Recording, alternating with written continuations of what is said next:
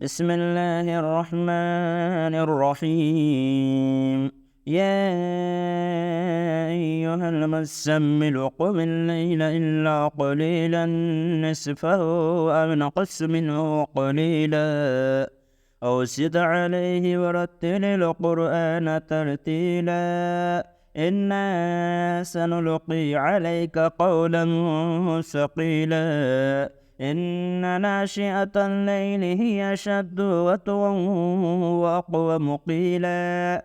إن لك في النهار سبحا طويلا. واذكر اسم ربك وتبتل إليه تبتيلا. رب المشرق والمغرب لا إله إلا هو فاتخذه وكيلا. واصبر على ما يقولون واهجرهم حجرا جميلا. وذرني والمكذبين أولي النعمة ومهلهم قليلا. إن لدينا أنكالا وجحيما وطعاما ذا غصة وعذابا أليما. يوم ترجف الأرض والجبال وكانت الجبال كثيبا مهيلا. إنا أرسلنا إليكم رسولا شاهدا عليكم كما أرسلنا إلى فرعون رسولا. فعصى فرعون الرسول فأخذناه أخذا وبيلا. فكيف تتقون إن كفرتم يوما يجعل الولدان شيبا. السماء منفطر به كان وعده مفعولا.